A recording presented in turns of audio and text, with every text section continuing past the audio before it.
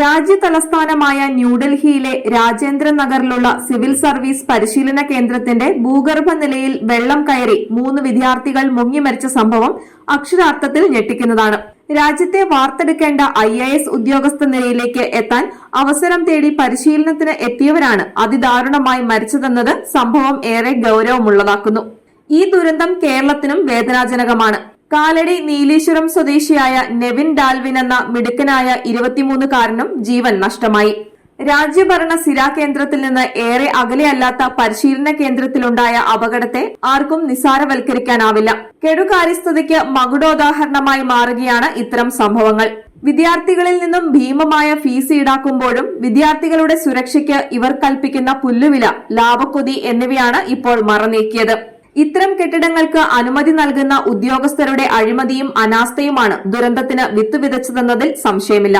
ഡൽഹിയിലെ പ്രശസ്തമായ civil service പരിശീലന സ്ഥാപനങ്ങളിലൊന്നായ റാവൂസ് IAS സ്റ്റഡി സർക്കിൾ പ്രവർത്തിക്കുന്ന കെട്ടിടത്തിന്റെ ഭൂഗർഭ നിലയിലെ ലൈബ്രറി മുറിയിലേക്കാണ് വെള്ളം ഇരച്ചു കയറിയത്.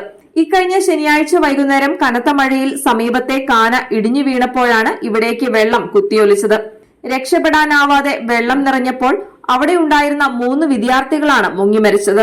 മരിച്ച മലയാറ്റൂർ സ്വദേശിയായ നെവിൻ ഡാൽവിൻ ലാൻസ് വില്ലയിൽ ഡാൽവിൻ സുരേഷിന്റെയും ഡോക്ടർ TS ലാൻസലേറ്റിന്റെയും മകനാണ്. പഠനത്തിൽ അതിസമർത്ഥനായിരുന്നു നെവിൻ. JRF നേടി JNUവിൽ വിഷ്വൽ ആർട്സിൽ ഗവേഷണം നടത്തുകയായിരുന്നു. തീസിസ് സമർപ്പിക്കാനുള്ള തിരക്കിലും സിവിൽ സർവീസ് കടമ്പ കടക്കാനുള്ള പരിശീലനത്തിലുമായിരുന്നു നെവിൻ. PG പഠനശേഷം നെവിൻ രാഷ്ട്രപതി ഭവനിൽ ഇന്റേൺഷിപ്പും ചെയ്തിരുന്നു. ഇന്റർനെറ്റ് മൂവി ഡേറ്റാബേസിൽ ഫിലിം ക്രിട്ടിക് എന്ന നിലയിലും സജീവമായിരുന്നു. ഉത്തർപ്രദേശിൽ നിന്നുള്ള ശ്രേയ യാദവും തെലങ്കാന സ്വദേശി ധന്യ സോണിയുമാണ് ബേസ്മെന്റിലെ വെള്ളത്തിൽ മുങ്ങിമരിച്ച മറ്റു 2 പേർ. ഇരുവരും റാവൂസിൽ സിവിൽ സർവീസ് പരിശീലനത്തിനെത്തിയവരായിരുന്നു. സിവിൽ സർവീസ് പരിശീലനത്തിന് മിക്കയിടങ്ങളിലും സ്ഥാപനങ്ങളുണ്ടെങ്കിലും ഡൽഹിയിലെ ചില സ്ഥാപനങ്ങൾക്ക് ഇപ്പോഴും വലിയ പേരാണ്. റാങ്ക് പട്ടികയിലെത്തുന്നവരുടെ എണ്ണവും ഇവിടേക്ക് കൂടുതൽ പേരെ ആകർഷിക്കുന്നു. മലയാളികളടക്കം പ്രതിവർഷം 10,000-ലേറെ വിദ്യാർത്ഥികളാണ് റാവൂസ് പോലുള്ള സ്ഥാപനങ്ങളിൽ എത്തുന്നത്. സഹസ്ര കോടികളുടെ ബിസിനസ്സാണ് സിവിൽ സർവീസ് പരിശീലന രംഗത്ത് നടക്കുന്നത്. ഇതര മത്സര പരീക്ഷകളിലും സ്ഥിതി ഇതുതന്നെ. കടുത്ത മത്സരവും ഇവിടെ നടമാടുന്നു. ഇക്കഴിഞ്ഞ നീറ്റ് പരീക്ഷയിൽ ഇത്തരം ചില മത്സര പരീക്ഷാ സ്ഥാപനങ്ങളും വിവാദത്തിലായിരുന്നു. ഡൽഹിയിലെ ദുരന്തത്തിന് റാവൂസ് കോച്ചിംഗ് സെന്റർ ഉടമകൾക്കെതിരെ കേസെടുത്തിട്ടുണ്ട്. CEO അഭിഷേക് ഗുപ്ത അറസ്റ്റിലായി. ചട്ടങ്ങൾ ലംഘിച്ചാണ് കോച്ചിംഗ് സെന്റർ പ്രവർത്തിച്ചിരുന്നതെന്ന് അധികൃതർ പറയുന്നുണ്ട്. എങ്കിൽ അത് പരിശോധിക്കാതിരുന്നതിന് ആരാണ് ഉത്തരവാദി? പാർക്കിങ്ങിനും സ്റ്റോറേജിനുമായി അനുമതി നൽകിയ സ്ഥലത്ത് റീഡിംഗ് റൂം പ്രവർത്തിച്ചത് ആരുടെ അനുവാദത്തിലാണ്? തറനിരപ്പിന് താഴെയുള്ള സ്ഥലത്തിന് ഉപയോഗ അനുമതി നൽകുമ്പോൾ പാലിക്കേണ്ട നിബന്ധനകൾ ഉറപ്പുവരുത്തുന്നതിൽ ആർക്കാണ് വീഴ്ച സംഭവിച്ചത്?